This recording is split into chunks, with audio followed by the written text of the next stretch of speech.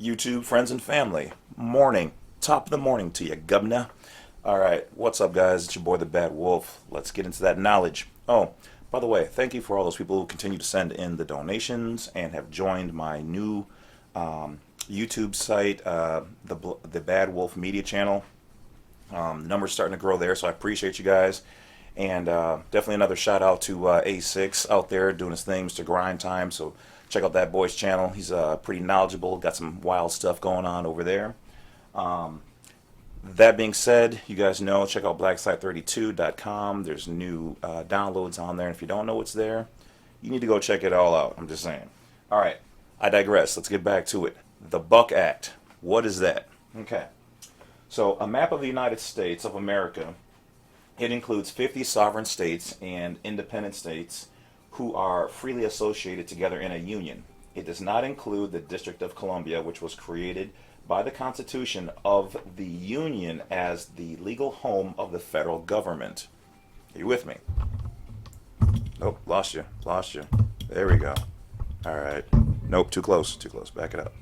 Right there. All right, little to the left. Nope, little to the right. Right there. All right. So, the government was intended to be a servant of the United States, not their master. Okay?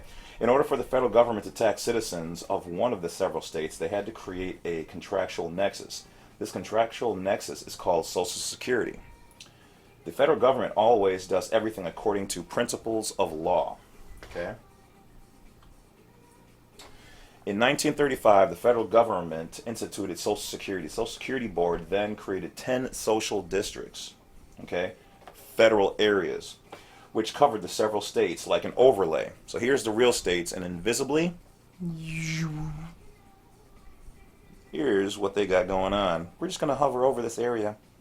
You know, like that weird uncle at the party? In 1939, the federal government instituted the Public Salary Tax, an act of 1939, which is in municipal law of the District of Columbia, taxing all federal and state government employees and those who live and work in any federal area. Dr. Evil, do you understand what we're talking about? Federal areas, that invisible jurisdiction overlay. Okay, so now the government knows it cannot tax those citizens who live and work outside of the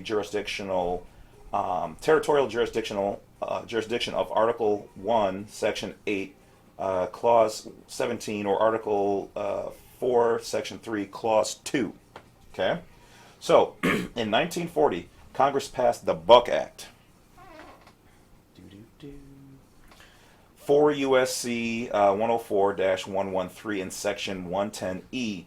This allowed for any department of the federal government to create a federal area for the imposition of Public Salary Tax Act of 1939.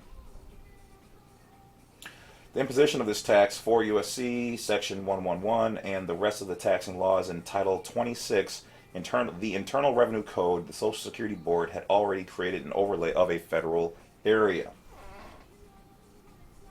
As a result, the federal government created federal states, which are exactly like the sovereign states and occupy the same territory,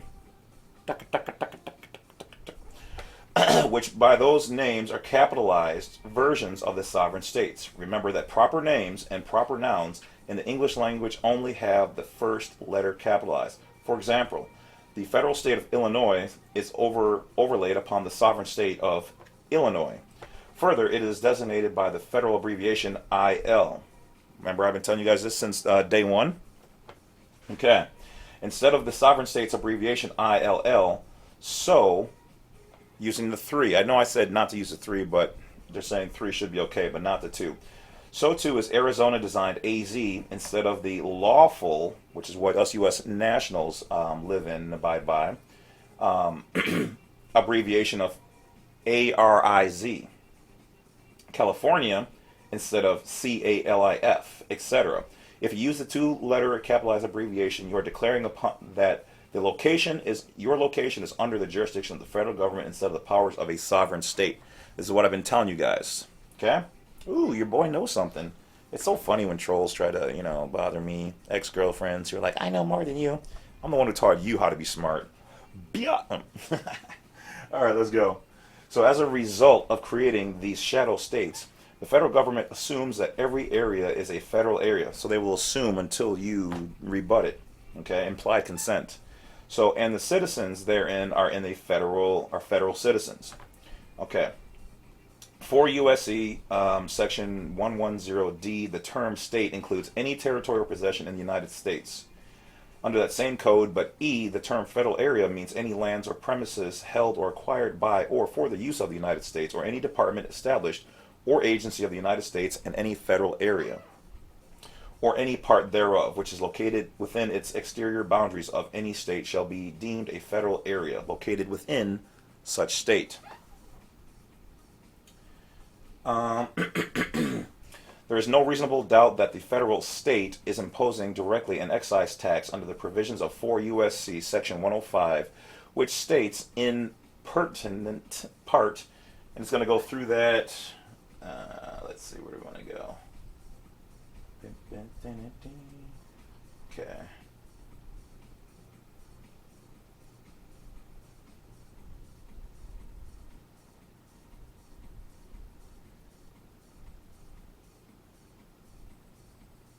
So essentially what they're saying is if you're within that state, or you declare that you're in that state using their 2-digit abbreviation and zip code, you are in fact admitting to the contract.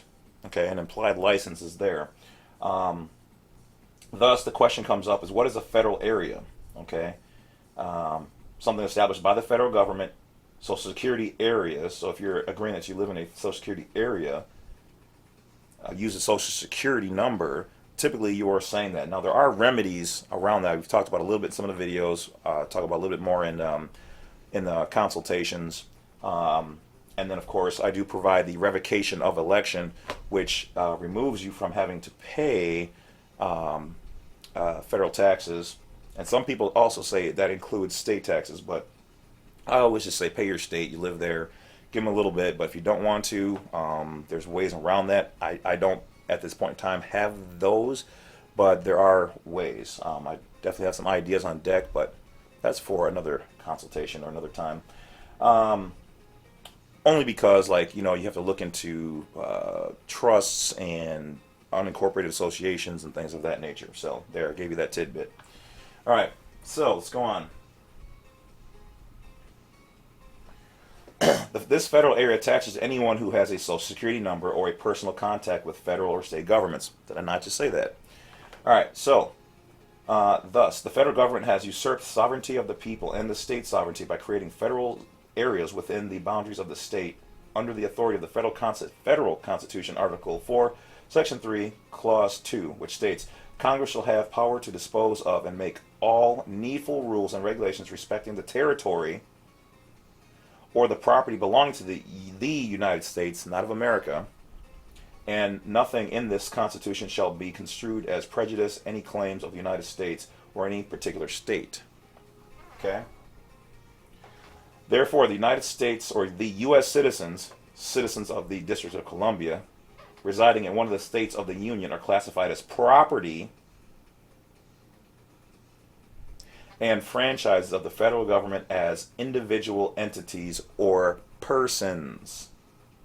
Look up Wheeling Steel Corporation versus Fox, 298 U.S. 19380 L.E.D.